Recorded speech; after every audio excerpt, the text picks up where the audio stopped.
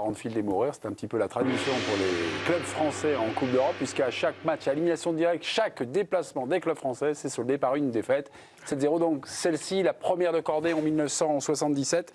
Eh bien, les Verts s'inclinent 3-1 au match retour, en quart de finale retour de la Coupe des vainqueurs, le club des champions, la C1. Comment traduire la magie d'Anfield? Suivons le guide avec l'ancien joueur Djibril Cissé, qui nous regarde certainement, c'est notre meilleur client.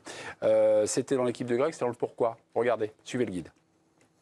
C'est un stade très spécial et ça se sent déjà avant l'entrée. Il y a un respect même de l'équipe adverse. Merci Camille. Liverpool 7-0, bah, qu'est-ce que c'est que ce truc? Voir Anfield et mourir, c'est un petit peu la tradition pour les clubs français en Coupe d'Europe, puisqu'à chaque match à élimination directe, chaque déplacement des clubs français s'est soldé par une défaite. 7-0, donc celle-ci, la première de cordée en 1977. Eh bien, les Verts s'inclinent 3-1 au match retour, en quart de finale retour de la Coupe des vainqueurs, le club des champions, la C1. Comment traduire la magie d'Anfield? Suivons le guide avec l'ancien joueur Djibril Cissé, qui nous regarde certainement, c'est notre meilleur client. C'était dans l'équipe de Greg, c'était dans le pourquoi. Regardez, suivez le guide.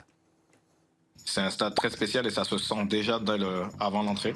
Il y a un respect même de l'équipe adverse qui attend que nous on passe. Nous on attend que les supporters finissent de chanter You Never Walk Alone. On sentait directement les décibels des supporters et franchement c'était un moment extraordinaire et ça te booste. Si c'est voilà, t'es dans un jour un peu de moins bien, ben, je peux te dire que tu comprends vite et qu'il faut vite te reprendre parce qu'ils ont besoin de toi et ils ont besoin de toi à 100%. 7 matchs et 7 défaites des clubs français à Anfield face à Liverpool dans une confrontation directe. Je ne vais pas parler du petit Valbuena qui marque pour Marseille, c'était au premier tour de la Ligue des Champions. Se qualifier Anfield pour le Paris Saint-Germain, est-ce donc mission impossible? Roland Courbis, alors cette stat, mais vous en foutez. Mais vous en foutez complètement. Mais pourquoi? Complètement. C'est des histoires, c'est des trucs à dormir debout. Bon, mais déjà, le numéro 7, je le déteste depuis tout petit. Ah oui? À l'âge de 7 ans. C'était les ailés qui vous causaient des... Le 7 juillet, ça fait 7, 7 et 7. J'ai failli me fracasser et j'ai failli mourir. Donc, depuis ce jour-là, évidemment que le 7, c'est pas un copain. Bon, si ça avait été 8 défaites, alors. Voilà, mais pour en revenir, non. Mais si ça avait été même 7 victoires. Ouais. Eh ben, on ne boirait pas le champagne pour la qualification du Paris Saint-Germain, que on s'en fout de ce qui s'est passé. Ce qui nous intéresse, c'est le match de demain. Ok. Bon, sur la magie d'Anfield, moi j'ai quelques grands coachs qui nous parlent de la magie d'Anfield dans les matchs aller-retour. On va commencer par Arsène Wenger. Les autres, je ne les cite pas, je pense que vous allez les reconnaître. In Europe, they do well. Why? Anfield. Home game. This is the most heated stadium in Europe. In a return game, that's the only place you don't want to go is to Anfield because the atmosphere, everything is special there. Quan diuen This is Anfield és per aquesta sentència de This is Anfield hi ha una raó, no és una cosa en marca de algú que no té en cap altre cap del món. One of the best atmospheres that I have ever played football is Anfield. Marvelous atmosphere. To win. You never felt safe there. Never, no, never. Ferguson used to rest player, not because they were tired physically, just to make the sure. week before, to make sure mentally you're ready to play on field. Voilà, c'était Patrice Evra. Bernard, vous parlez souvent dans les joutes européennes de culture club. Est-ce que l'importance de ce lieu-là, Anfield, est-ce que ça compte dans cette culture club? Est-ce que finalement il y a des choses qui se passent? Des choses de l'ordre soit de la tradition, de l'irrationnel. Oui, non, mais moi je crois beaucoup au poids de l'histoire, à cette espèce de certitude que ça t'apporte, de cette habitude de renverser les montagnes. On sait aussi comment faire, parce qu'ils ont l'expérience de jouer des Ligues des Champions, ils en ont quand même gagné quelques-unes. La seule question que je me pose, c'est maintenant, dans ce football marketé et moderne, si c'est le même public en Première Ligue qu'en Ligue des Champions. Je me souviens quand j'étais allé avec Bordeaux, on avait tous été un peu surpris et déçus, parce que c'était la Ligue Europa, je crois, à l'époque. Ouais. Et qu'en Ligue Europa, les abonnements n'étaient pas les mêmes, et donc les abonnés n'étaient pas les mêmes. D'accord. Et qu'il y avait beaucoup plus de touristes. De touristes, c'est comme quand tu vas à Old Trafford et tu as 10 ou 12 ou 15 000 Asiatiques qui viennent assister au match dans la semaine parce qu'ils ne peuvent pas avoir des billets le week-end. Ça devient un peu des tours opérateurs aussi, les stades anglais.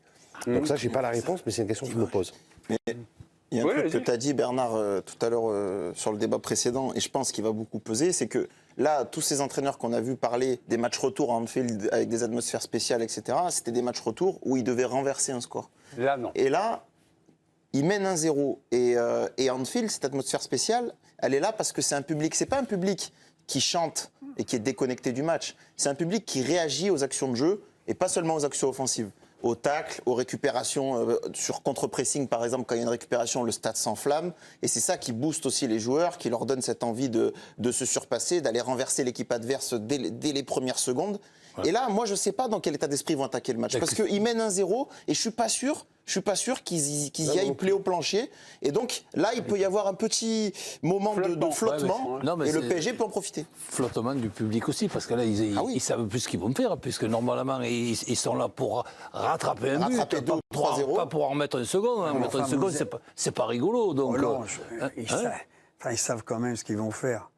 Non, mais vous êtes en train de me dire que les mecs, parce qu'ils mènent 1-0, ils savent. Non, mais je t'ai pas dit que moi, je connais pas le plan de jeu. Je suis un peu comme toi, je m'ouvrirai pas. Puisque le PSG, sa force, ça peut être les comptes. Mais s'ils ne s'ouvrent pas, ils n'auront pas l'atmosphère d'Anfield. Elle est liée à ce qui se passe sur le terrain, l'atmosphère. Mais eux, ils ont des arguments contre-attaque.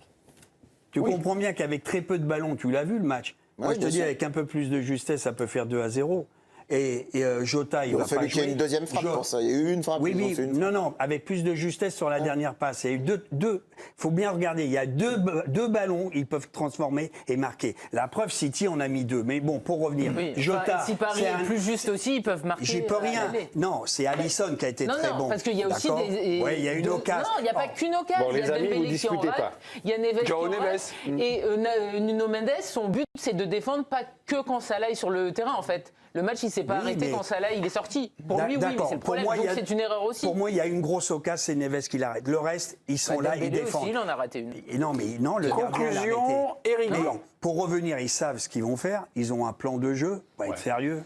Moi, je ne le connais pas, je ne partirai pas à l'abordage, mais ils ont des arguments pour enflammer en contre-attaque, hein, d'accord. Ils ont des joueurs rapides sur les couloirs, arrêtez de croire qu'ils vont se poser 100 000 questions aussi. Ils vont être compacts, ils vont mettre de l'intensité. On peut parler, mais une seconde de Mo Salah quand même. Tu exagères quand même, Roland. Mais non, mais c'est vrai, parce que ce joueur-là, qui depuis 6 mois, on le regarde marquant des buts à droite, à gauche, et qui a été carrément absent, ben là, il a retrouvé un petit peu le moral avec un penalty côté gauche et un penalty côté droit. Donc, il ne faut pas s'attendre là aussi à voir le même joueur que ce qu'on a pu voir ou ne pas voir au Parc des Princes. Donc attention quand même, et quand je vois la fermeture de Mendes, où on a eu 3 Parisiens dans une cabine téléphonique là, pour permettre à l'attaquant de mettre son plat de pied, il faudra qu'on se dispose un peu différemment pour être un peu plus solide par rapport aux attaques qu'il va y avoir demain et qui n'ont pas eu lieu au premier match. T'es sympa, Roland, mais tu laisses passer par les ricots. Paris qualifié, est-ce Mission Impossible? Mission Impossible, d'ailleurs, tiens, c'est quelque chose qui a inspiré le journal de l'Équipe. Oui, Lucie Enrique qui s'est transformée en Tom Cruise à la une de votre journal ce mardi. Vous le voyez, c'est peut-être le 9e volet de la saga Mission Impossible d'ailleurs, avec forcément en ligne de mire il y avait déjà 8 Dembélé et Mo Salah qui seront. Il y avait déjà 8 épisodes de Mission Impossible. Donc. Le 8e sort en mai là. Ok, d'accord. Tu as vu la déclaration de Slot? Vous l'avez entendu sur Alisson? Non. Que tout le monde, qui a été très bon. Oui. Mais vous l'avez entendu ce qu'il a dit? Allez, dites-nous. Il a dit, il y a 3 arrêts qu'il a fait important. Le reste, il a fait son job. Point barre. Okay. Donc, que les journalistes arrêtent de dire qu'il a été le magicien, le volant. Il a dit, on le remercie, j'espère qu'il sera aussi bon. C'est son joueur. Mais il a dit, il en a fait que 3. Tu ne passerais pas tes soirées avec des journalistes, toi.